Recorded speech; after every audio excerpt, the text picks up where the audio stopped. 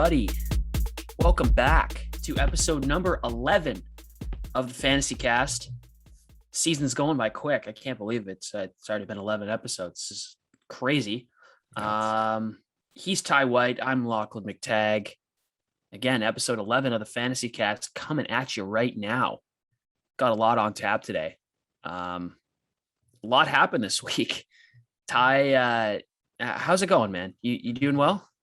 I'm all right. The Chargers took a huge L. That was not good. Even though the score was we lost by only 7, it felt worse than that. The third down defense was awful. It's just when the Chargers lose, the week's always a little bit more depressing than usually it is. But I got a haircut, snipped the loaf. Yeah, it looks good. It's all right. It's not too bad. But other than that, I'm doing well. What can I say? A fantasy football team. One of them won, one of them lost, but I'm sitting in a decent place. How about you, Locke?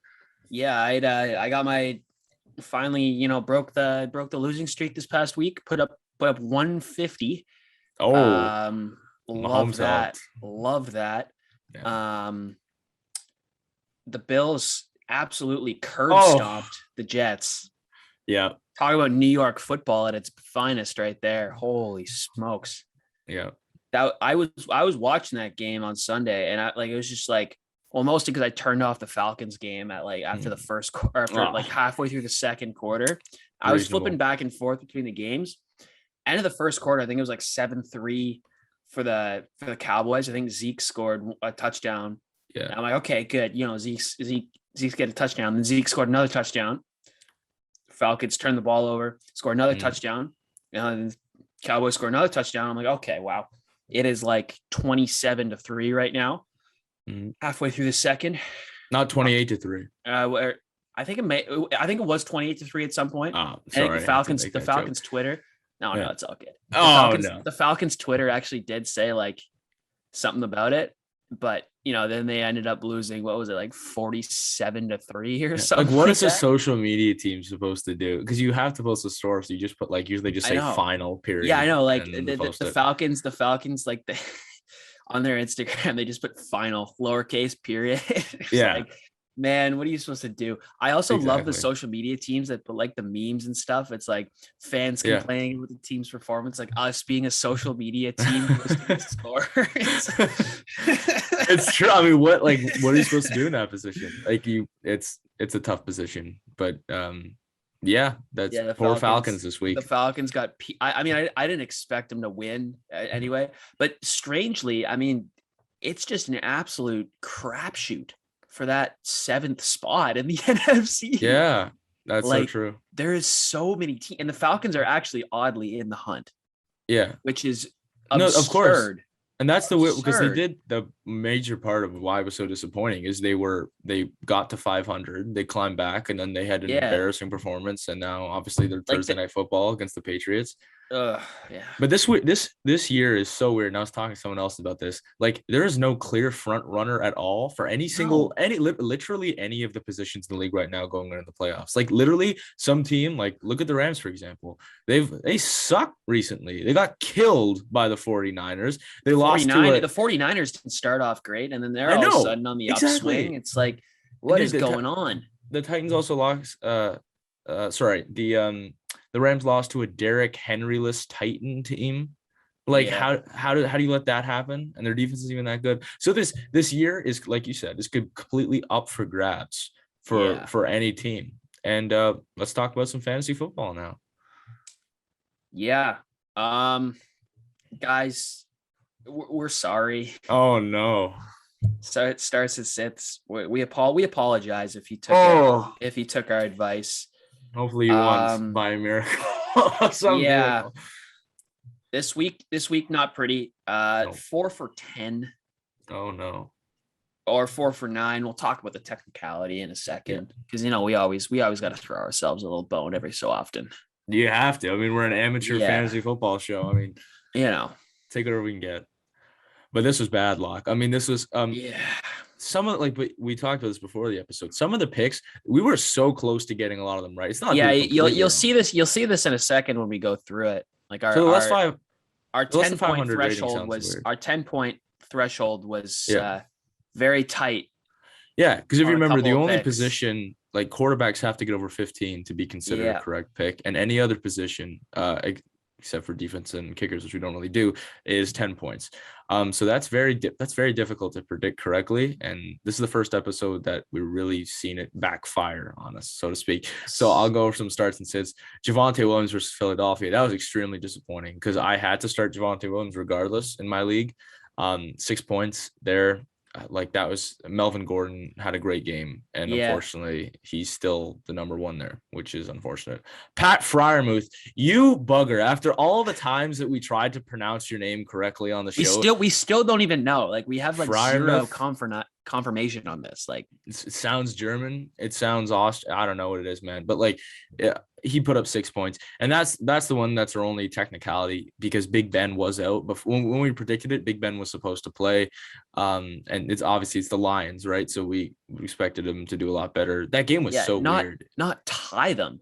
No, What is the this? Lions? Hey, what? Detroit, you don't suck. No, we said a 40 bomb, which with Big Ben, you who knows? But like with Mason Rudolph in there, they only put up 16 points against the Lions. So Yeah, that's their technicality. Fryermuth had 6 himself and a fumble actually towards the end of the game, which cost the Steelers a field goal opportunity. So that was kind of funny. Devontae Smith versus Denver. I'm happy about this one. We got that right. We got it right bigly. We got it right. 22 points. I'm not sure that's a word, but I'll go with it. No, I heard, American, like Donald Trump used to say bigly, or there was a joke that he said that. So it was a bigly win for us this week, Lachlan, with Devontae Smith. Yes. We'll take what we can get. Happy about that. Tyler Higbee versus San Francisco. Happy about that. What are we saying? 11 points. Like once again, like 2 points over our threshold there. But he did catch a touchdown pretty early on in that one, which helped. Zach Ertz versus Carolina. We were 1.4 points off. He put up 8.6. So we technically got that one wrong. So we were 2 for 5 on like Saturday when I like heard that Big Ben wasn't going to be in, and I was like, oh no, Fryermuth is going to be let's take him out. Yeah. And then all of a sudden there's like rumors later in the week that Kyler Murray wasn't going to start the game. And I'm like, oh yeah. Come on. But I think it was Colt McCoy actually did well. We're going to talk about Carolina in a second. I'm so happy that Cam Newton's back. But yeah, that wasn't an excuse for the defense. I don't know what the hell was wrong with the defense over in Arizona there. And unusually an uncharacteristic performance from that squad over there, but for sure. Moving on to the sits that we had last week. We told you to sit Myles Gaskin against the Ravens. He mustered 5.5 points. One thing about Myles Gaskin, we're like almost always right when we put him in the starter sit category. I don't think that's true, which is pretty good. I mean, Myles Gaskin, like thank you. Yeah. Making us look good over here. Been reading him like a book lately. Yeah. We told you to sit Jalen Waddle versus the Ravens. And this is the one that's a little bit sketchy because Jalen Waddle put up 10 points even. Yep. I mean, if you had a better receiver in the lineup that put up more than 10 points, you're gladly going to sit him. Mm-hmm. But like we were literally but then again, if you started Jalen Waddle, you also like we're like, oh, okay, double digits, It's just it's not horrible. It's an average performance. Yeah. Terry and that was weird because they beat the Ravens too. I mean, what is that? Like so many upsets. Their defense has been crazy.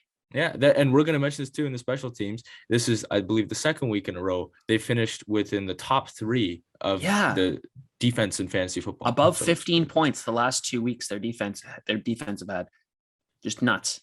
Very impressive. Terry, we told you to sit Terry McLaurin versus Tampa. He put up 11.9, so that was incorrect on our part.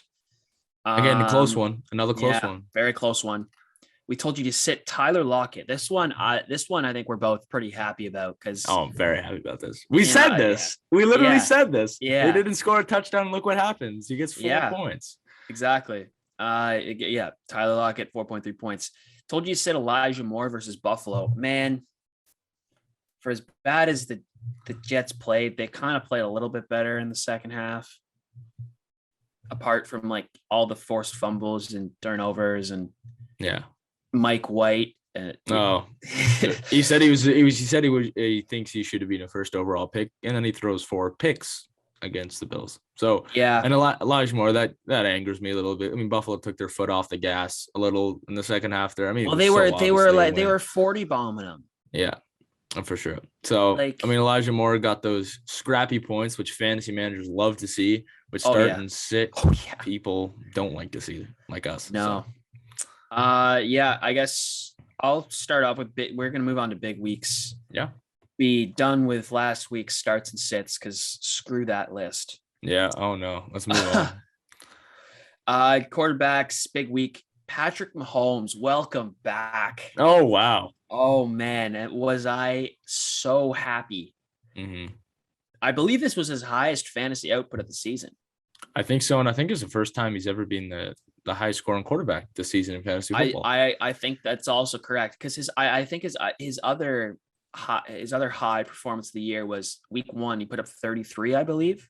Something I like that. I may be off by a couple points there. But yeah, no, but it was a big game against the Browns. It was his only obviously good game until this one came along as well. And then Sunday night, Mahomes finally showed up, which is good. Love to see it. Dak, good week with the Cowboys. Again, they just absolutely steamrolled my Atlanta Falcons. Josh Allen continues to him and Diggs were really good. Fantastic. And as really a good Diggs on fantasy Sunday. manager, I love oh to my see god. that. Man, Yeah. I was watching the game and I remember they threw a back shoulder pass to Diggs. He caught it, but he only had 1 foot in bounds. Yeah. They barely huddle, snap the ball, throw the same ball to Diggs over the shoulder, hauls it in, touchdown. I'm like, man, you just can't stop the guy sometimes. He is so skilled. I'm so excited to see him on Buffalo because like we talked about this so much. Buffalo's dynamic, widespread offense. I mean, they have elite players almost at every position. Yeah, like weapons on weapons. He hasn't been like the focal point of the offense this year necessarily because they have so many other good players. And that's going to pay off in a playoff game when they need him to catch 3 touchdown passes or something like that. God. So I'm excited. That's also going to pay off as well too, because you have experienced guys as well, along with younger guys like Josh Allen, is slowly kind of building his trajectory towards a Super Bowl, knock on wood, obviously. And then you have veteran guys like Emmanuel Sanders, who played under Peyton Manning. Yep. As well as Cole Beasley, a veteran receiver as well. Played under Tony Romo. He's been around. Diggs. Kirk Cousins. Diggs. He's been around Case Keenum.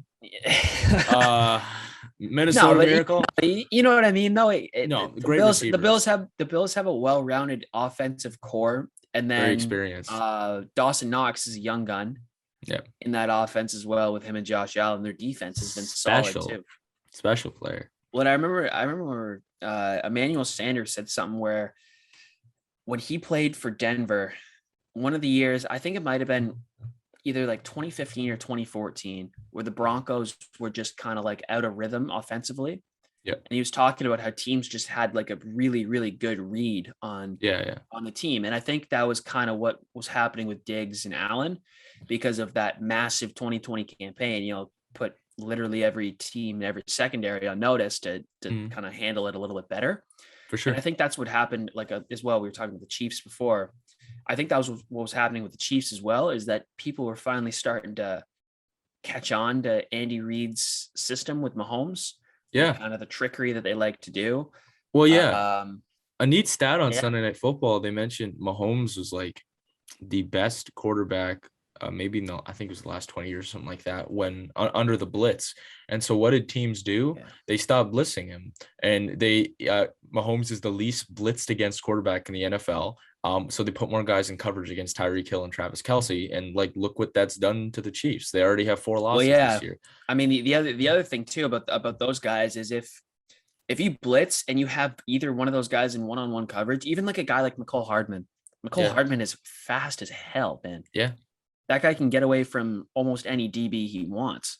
For sure. So you have Kelce, McCole Hardman, and Tyreek Hill one-on-one. You're gonna find you could chuck it up somewhere and one of them is going to be there evidently, and I mean, I guess teams have kind of been figuring out the Chiefs lately, and that was a very interesting stat. So good. Yes.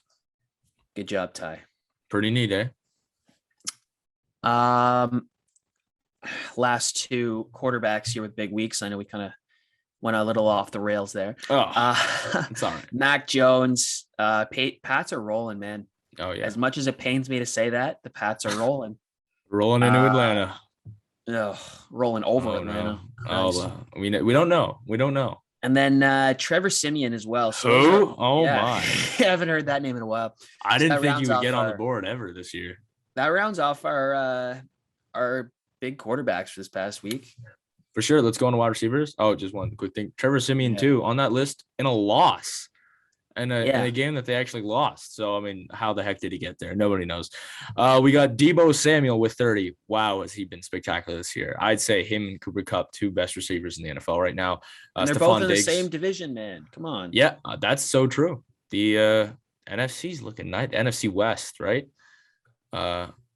That I don't know what it is about that division. Actually, the Seahawks are struggling this year. It was already crazy enough with the Seahawks, Niners, and Rams, and then now the Cardinals were the best team in the NFL for 7 weeks. Really stepped up, and I was like, it's unbelievable to think that Seahawks are the worst team in that division, and I honestly think they are. The 49ers are better now.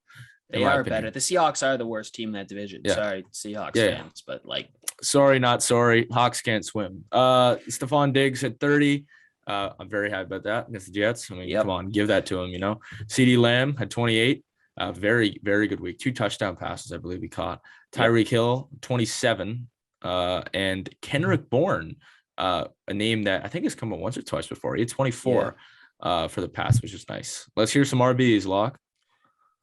Darrell Williams. This is a weird list. This is a really weird list. Oh my gosh. Williams put up 29.4 points. Dude, that's another thing in that Chiefs offense. They just got another baller, and he caught an amazing contested catch that Mahomes threw, which kind of probably should have been a pick, but he caught it. So, I mean, good for him. Another weird one. Ramondre Stevenson. Oh my God. 27 for the kid. Yeah. Next up, even, maybe not as weird, AJ Dillon. Quadzilla. 28. Oh my gosh. Or no, 26, excuse me. Yeah. Christian McCaffrey with 26 as well. Hey, welcome back, CMC.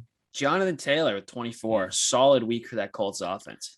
Taylor now tied the NFL, atop of the NFL's rushing yards leaders with Derrick Henry. It's too bad that Derrick Henry isn't going to play the rest of the season. That just breaks my heart. I mean, he was going for 2,000 yards. He was going for 2,000 yards again. No, he was hitting it, no question. Yeah. Oh, I'm upset about that. But dude, we had some weird names in here. Tight ends. Actually, this one's a more conventional. Yeah, very list. Conventional list. Travis Kelce had 19. I'm sure you're happy about that. Your fantasy team. Hunter Henry had 19. Mark Andrews at 18. This sounds like a list from 2 years ago, like the 2018 NFL season. Yep. Except for this player, Tyler Conklin. What are you doing on this? He had 16 points, unfortunately, against the Chargers. Let's skip over that. And George Kittle at 16. Wow, that's the most conventional. I mean, we've heard Trevor Siemian, Kendrick Bourne, Ramondre Stevenson, and Darrell Williams, and now we got some more conventional names. And then defense, special teams, like we mentioned. Unfortunately, Dallas had a good week against Atlanta. They had 23. Matt Ryan had less than 1 fantasy point this week. Yeah, not a good week. Not a great week. That's okay. Miami, like we mentioned before, they're the second highest scoring with 18 against Baltimore, and which is, I mean, wow, that's great for them. And Green Bay shut out Seattle with 17 points. I didn't expect that, and it was snowing that day too at Lambeau Field, which is pretty cool. And Rodgers is always good in cold weather. So I guess Russ isn't. Not so dangerous. Let's go to the waiver wire here, Locke. Oh, man. Waiver wire first up. Cam Newton. Oh, my gosh. Baby. Who thought we would say that name this year? I hope he knows the playbook, though. Oh, my God. Dude, he was in for 2 plays. I think it was literally 2 plays. But is that like the only 2 plays he knew then, or like 2 plays, 2 touchdowns? Wonder how many FaceTimes he was having with Sam Darnold. Yeah. Oh my gosh, dude. Probably like, Sam just probably kept like kept him on red, kept hanging up on him. I was like, Cam, do not call me again. Dude, PJ Walker was in there. He looked good. It was funny. I'm a big PJ Walker fan because you have been since like the XFL. Yeah, dude. We had a thing back at our high school called the Sports Analytics Club, which is one of the best clubs we've ever created. Shout out. Which apparently is shut down now at the school actually after we left. I don't know why. It's tough. But the cool thing is there was like probably around 30 to 40 kids that show up each week. And one week when the XFL came out, we all picked teams. And I was a Houston Roughnecks fan, if that name still rings a bell. And they're the only undefeated team in the league. And PJ Walker was their quarterback. That guy was PJ Walker was balling in the XFL. Yeah, I was in the NFL. I mean, playing for the Panthers. How about that? Sorry, let's go back to Cam Newton here. We're not talking about the XFL. Dude, yeah, I don't even want to, like, the moment I heard Cam Newton signed with the Panthers, was like, oh, I was like, I need to take an Advil for all these posts saying that Cam is returning to Carolina, because, you know, couldn't get enough of that. I'm back. Yeah, that video where he scored that touchdown, that's pretty funny. It's very funny. But yeah, Cam Newton, he had 11 points in his last game. In 2 snaps. 2 snaps, 11 points. Talk about efficiency. That's amazing. Talk about efficiency. He's only 17% rostered at the moment. He had a better week than 3 of our starts. Yep. Come on. It's true. Come on. Yeah. So yeah, maybe look at him to increase in value over these next coming weeks. I don't know. Carolina's too good of a team not to be, you know, like below 500 or like. For sure. He's got that Robbie Anderson connection back. Robbie Anderson obviously hated Sam Darnold as the quarterback. And Cam Newton, it's reported by so many people from the NFL and around the NFL world that he's expected to play against Washington, I believe it is the next game. And might we add the Chase Young lists? Prayers to Young Chase. Lists. Yeah, sure. Yeah, that's brutal. That with that defense, that's a big blow to that defense there in Washington. Also, I feel like this was a little underreported, a little off the cuff here. Prayers up also to Robert Woods. Yeah, that's very unfortunate. In practice, on a Friday practice, man. Yeah, that's like easy. That's easy breezy practice right there. It's unfortunate. Great receiver. Yeah, but I mean, you know, that brings Odell into the conversation in the coming weeks. Yeah. Next up on the waiver wire is another quarterback. Another quarterback, Mac Jones. I hate how good he's been looking for the Patriots. It doesn't. It really isn't sitting well with me. I predicted this. I hate to say it, but I don't hate to say it. I predicted this, dude. People were sleeping on him. I saw he's good it at coming Alabama because he was good at Alabama. He was also really efficient too. That's the key word. He was efficient. That's the one thing that he was at Alabama, was incredibly efficient. And say all you want about the weapons that he had. And, you know, Devonta Smith, Heisman winning wide receiver, excuse me. The O-line, probably one of the best in the country. But he just made all the right decisions. He made all the right decisions. And then you pair him with Belichick, and it's literally like creating Brady 2.0. It's a match made in heaven. A lot of people are mad that they're making that comparison, but Mac Jones was better than Tom Brady at this point in his career when Tom Brady first started off. Which is it's true. Does he have that potential and talent? Probably not, but he's doing very well. And that's why we suggested that you pick him up. He's only 29% rostered. He's got a fairly easy schedule versus. Yeah, I was going to say the Pats schedule is like the Pats playoff chances right now are very, very real. Yes, for sure. And with the exception of Buffalo, which they actually do play twice, which who knows how that game 2 L's. Yeah, you never know. Seriously, he's been kind of good. He kind of gets over double-digit points. He's around that range, and he's proving himself to be a starting quarterback in the NFL. Front runner, or one of the front runners, I should say, for offensive rookie of the year for sure. Yeah. You want to say the last one, Ty? Yeah, let's do it. It's kind of a Patriots combo here. It's Kendrick Bourne. We mentioned before, he's only 3.1% rostered, which is kind of surprising because out of the 10 games he's played this year, 5 of them being over double-digit points. So that's kind of like the Tyler Lockett range of players, and this guy's only 3% rostered. And like we mentioned, the Patriots are hot. They're getting better. Their offense is efficient. And Kendrick Bourne was a big part of that offense with 24 points. So he's certainly someone, probably the number one target, besides maybe Hunter Henry or something, but at least for wide receivers, he's the number one target. So we think that it's a worthy investment at this point in time in the year. If you can get those two as a combo, that'd be pretty cool as well. One of the biggest things I'd say this time of the year for fantasy managers, it's all about depth heading into the trade deadline / playoff season. For sure. The more depth you have, the more options you have off the bench, the better off you're going to be. Absolutely. So keep that in mind, because again, our waiver wire picks are going to be slimmer and slimmer. Yep. And if you've been listening to the Fantasy Cast since the start of the season, you've probably noticed that the number of household names have kind of decreased a little bit, and that's because the options are becoming slimmer and slimmer. Absolutely. And with the end of our waiver wire, that brings us to our starts and six for weeks 11. And this one I'm more optimistic about. Absolutely.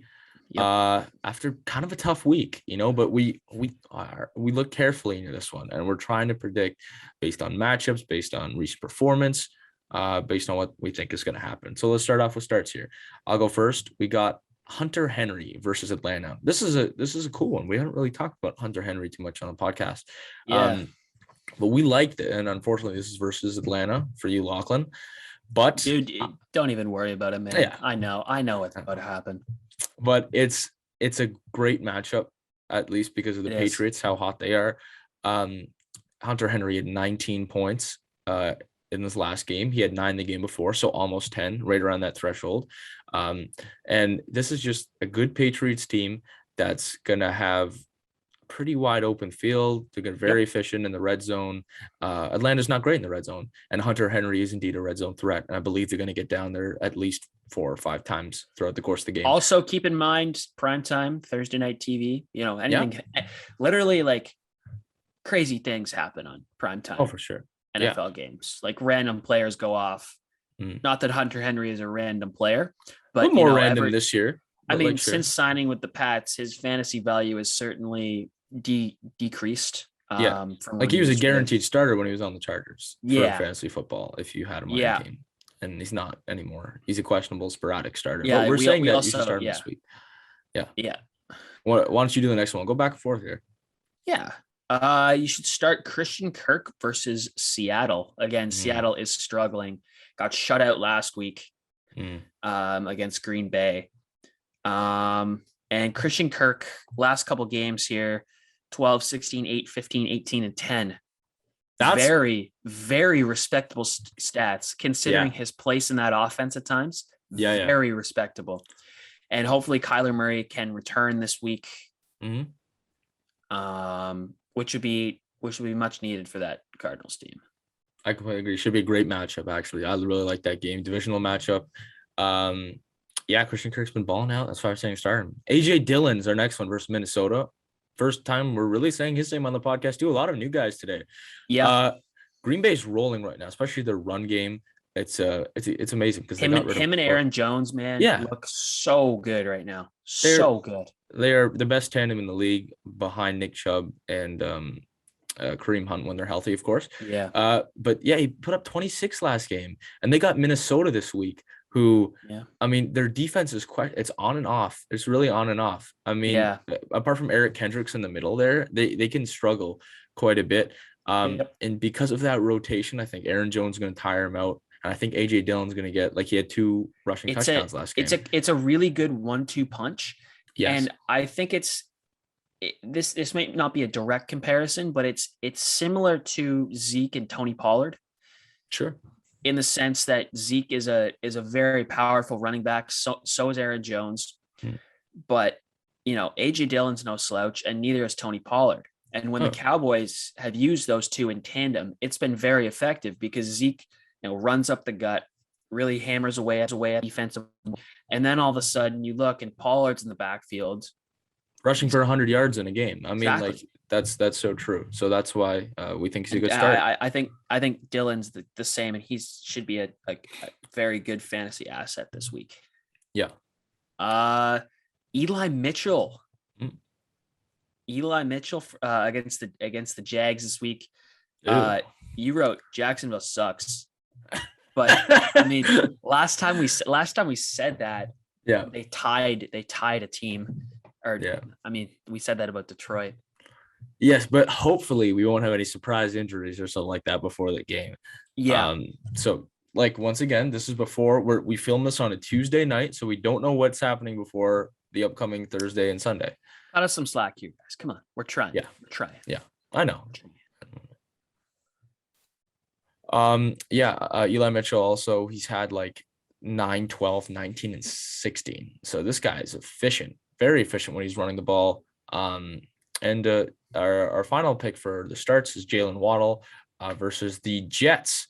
Jets obviously have a bad defense, even if like their offense isn't terrible. I'll give them that, but they're bad defense. Jalen Waddle has high target percentage. He gets between 6 to 10. Some games he gets upper near 12, 13 a game. And he's a player against bad teams where he can certainly shine, or at least when he gets the targets that he needs. And I'm pretty sure that against the Jets, there's a good probability that he'll get a large share of those targets. Very good possibility. Yeah, from Tua. So that's why we're saying he should be a good start against the Jets. And Miami's, I mean, they're pretty decent now. They're the record doesn't say that or reflect that necessarily. Their defense is coming into form. We'll see if they can hold it up. I don't expect their defense to put up north of 15 again. If they do, then I will gladly eat my words on that one. You never know, because this week's again it's the Jets, but the Jets put up. I mean, they did things to the Bills towards the end of the game there. But yeah, that's our point. We think you start Jalen Waddle. Let's hear those sits. First one, Kadarius Toney. You should sit him down versus Tampa. Look for a big Buccaneers bounce back. Again, we're getting into the season where this might be one of the last Bucs losses we see until January. Yeah.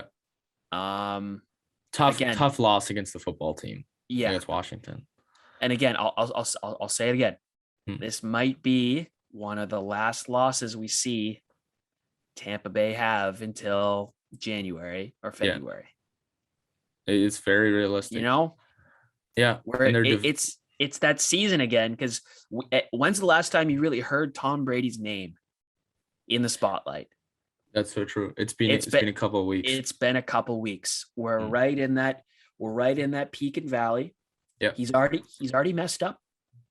Something's already happened this year where he's messed up and people have laughed at him and made memes about him and questioned him and and now he goes under the radar and then comes back up and performs. Yeah, for sure. And Kadarius Toney's been cold lately. I mean, he's only had a couple games recently over double digits. I mean, he is in the low scoring single points. And against Tampa Bay too. I mean, the defense has got to tighten something up, and I believe that's going to come against. That's a pretty veteran defensive core with a lot of good rookies in there mixed in there as well. Yeah. So that I have no problem with them. They're going to sort it out. I really hope they do. Next sit is James Robinson versus San Francisco. San Francisco, like we mentioned, they're hot right now. Their defense is playing well. Nick Bosa's playing well. I like Nick Bosa, Ohio State kid, obviously Joey's brother on the Chargers. So that's wonderful. And we really believe that they're just going to shut down Jacksonville in every way possible. And this is a game, especially, if they want to even have a chance at a playoff push, which you mentioned before is clearly a possibility for most teams in the NFC right now. They need to win games like this. And we believe that they are going to, and probably convincingly, if history tells us anything. So let's hope that James Robinson has a bad game and proves us correct. Next sit is a bit of a weird one. You might think Baker Mayfield versus Detroit. Really? You're gonna sit a quarterback against Detroit? Yeah, you're damn right we are. Yes, sir. Why? Because Baker Mayfield has gone cold lately. Lost Odell in that offense. Not that he was really being used at all. Sure. But no one really seems to be stepping up right now in that offense. I know Donovan Peoples-Jones has had some big games this season, but he doesn't really have the capability right now to be a one-man show, I think. For sure. And Baker just doesn't look like the option, right? I mean, like No. don't get me wrong. He's, in my opinion, he's a good quarterback, but he just needs the kind of pieces around him. They're going through a bit of a rush patch right now, which you obviously have to take that into account. Any quarterback can. I mean, Herbert's having a bit of a rough patch himself too. A sophomore slump, as my dad likes to say. But unfortunately, Detroit, pretty good game. Take out Big Ben. Big Ben has been spectacular this year, but that connection with Freiermuth, apart from that, I mean, Mason Rudolph didn't start the game awfully. It's still Najee Harris in that run game, and Detroit was able to stop them. So we believe that they're going to shut down the Browns as well. Next one is Antonio Gibson versus Carolina. And Antonio Gibson is a kind of a boomer bust player. He's sporadically good. He's very inconsistent. I can't believe the season that Gibson's having. Yeah. The preseason hype around this guy was crazy. Yeah, like we were talking earlier in the season, like, oh my gosh. Throw back to the first episode when I offered, let me pull up my team here quickly. I offered to our the boss man, Christian Haggett, a pretty juicy deal. If you ask me. At the time, it was a pretty crappy deal. I think we were talking Javonte Williams and Cole Beasley, and someone like Michael Gallup too for Antonio Gibson. Can you imagine if he had accepted that? Looking back, how screwed I would have been. I mean, it's not the best players going to his team, but still significantly better and so much more value than Antonio Gibson's been producing this year. Carolina's also hot right now. As the other thing is, Carolina's hot. They're rolling. At least they're gonna be after this week as well. But also look for a guy like J.D. McKissick to be heavily involved because he's slowly kind of in the passing game too. Been creeping up and racking up points and kind of taking some volume away from Gibson that we thought would be there that isn't this season. That's too bad. Next up, Allen Robinson. Sit him. Another disappointing one against Baltimore. Yeah. And this is just another case, Baltimore, look for a bounce back. Look for a bounce back. They're going to come hungry against the Bears and they will not give them anything. They're going to be airtight defensively, I think.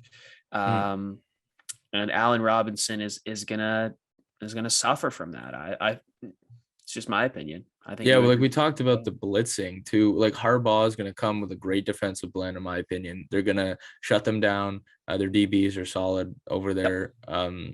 So I mean, like Allen Robinson's such a talented player. It's too bad that he's probably not going to get the most targets that game. And fantasy managers, like I know people who picked him in the second round this year, and that's just not paying off. So that's really too bad. But yeah, he is a sit for us this week. Moving on to our fantasy player of the week, and this one, it's not the highest scoring player in fantasy football, believe it or not, but it is Deebo Samuel. Congratulations, Deebo. He put up 30 points, as we mentioned before, against a pretty good but recently questionable Rams team. He had 36 rushing yards, 5 receptions for 97 receiving yards, and a touchdown as well on Monday Night Football. So that was very impressive. Also, honorable mention. I bet you all thought we were going to give it to Patrick Mahomes, but he just gets an honorable mention this week. Might I add, though, that Deebo Samuel and Patrick Mahomes are both on my fantasy team. Oh my! That explains the 150 bomb, Lachlan. Also, Travis Kelce, and Hunter Henry too. So, wow! Did you have all of them playing? No. Not Hunter Henry. He's probably selling that. No, right there. Hunter Henry's for my bye week when Kelsey's out. Okay. Yeah. Wow. But yeah, that would have been. I played Emmanuel Sanders in my flex, and if I played Hunter Henry, I would have put up 170. So yeah, just embarrass your opponent. So who were you playing, by the way? I was playing American Najee Warrior. Shout out Marcus Ituro. Yeah. League winner, no, close to being a league winner last year. A solid player in fantasy football, but great name too. Great team. Fantastic name. Yeah. Fantasy question of the week. This one is not player specific, but No. it's kind of we're kind of giving you guys a little bit of advice here. Sure. So here it is.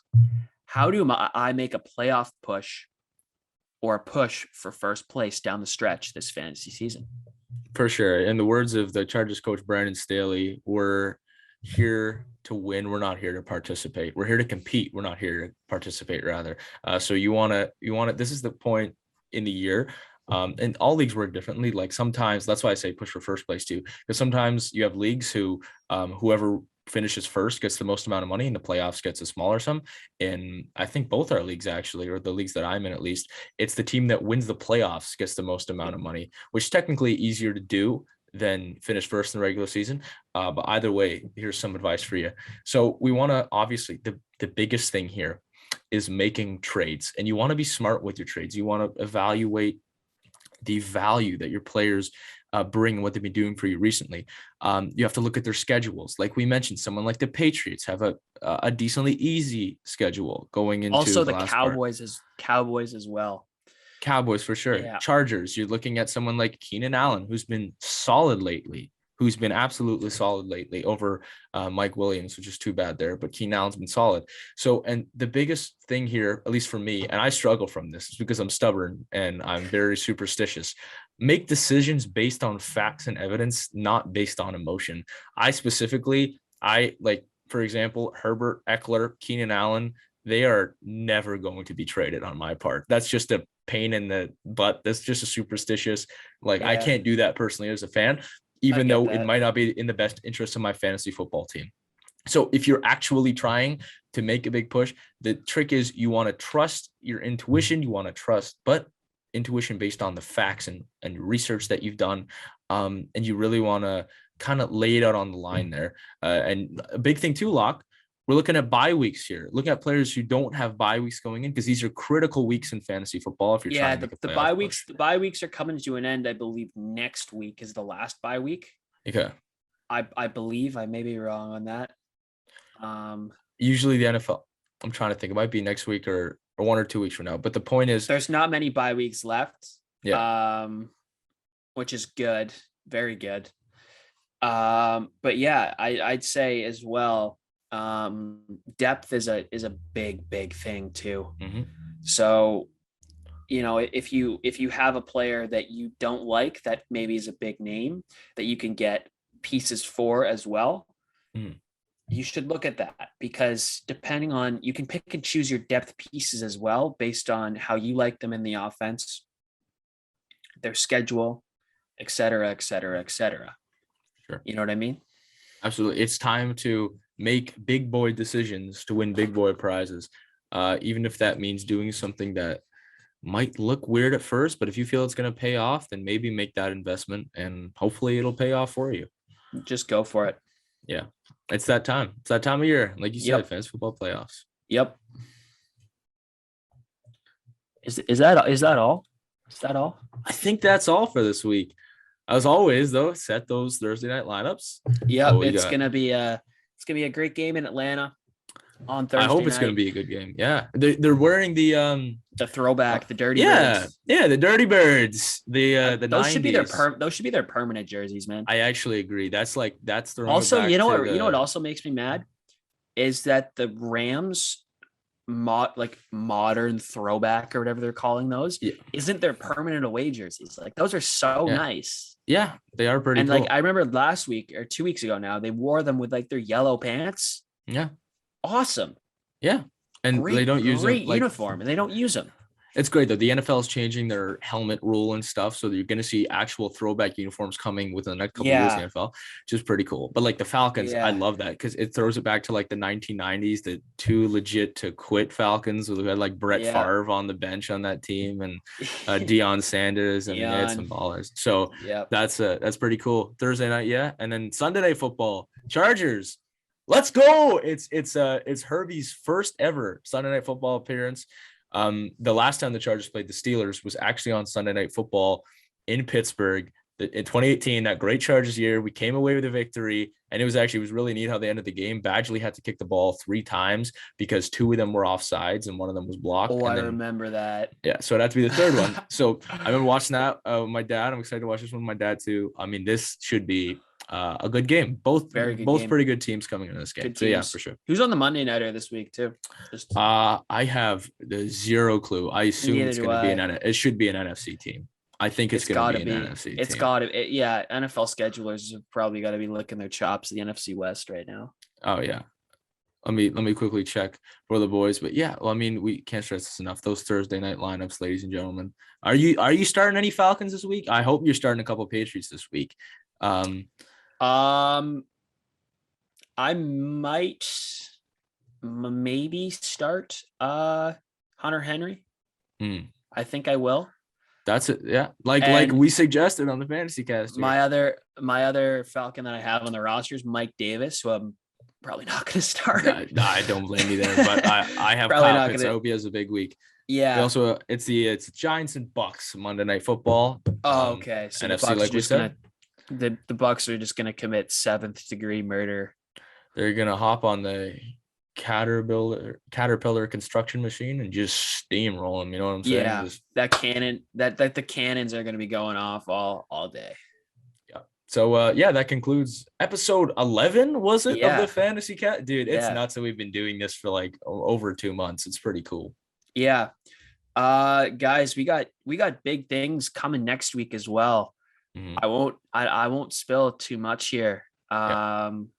But it's going to be a special episode next week. So for sure. We hope to see you guys there. And as well, keep hitting up that Movember page. Yes. Keep donating any amount of money possible. We are just over halfway through the month of November. Yep. I think my mustache is coming in quite nice. You and I might have to like come up to the camera here because there is something there, but a lot of it's blonde, unfortunately. Yeah. I have more hair on my arms than I do on my mustache, or like even on my hands that I do on my mustache. Get some just for men. Maybe, dude, I might have to just get a Sharpie and just cover it over for when we do that picture. But yeah. God. It's been a lot of fun. Yeah, keep donating. We're on the $300 range. Much appreciated. It's for a fantastic cause. So whatever you can contribute really helps out the cause. Yeah, that concludes our episode. As always, thank you guys so much for all the support, all the questions. And if you have any questions or concerns, you can message both of us either on Instagram or any other social media platforms. Also, feel free to send any DMs with requests if you want us to talk about certain players or advice on what to do with certain players or trade advice, waiver wire advice, literally anything fantasy football related. Don't hesitate to DM the Fantasy Cast. We will get back to you as soon as possible with our best advice. And even another one that we mentioned, trade evaluations. If you have any ideas for trades, that should be a big thing coming in the next couple of weeks. So we'd love to look at those and go over those. As always, guys, the Fantasy Cast is powered by Shocker Sports. He's Ty White. I'm Lachlan McTagg. We will see you guys next week here on the Fantasy Cast.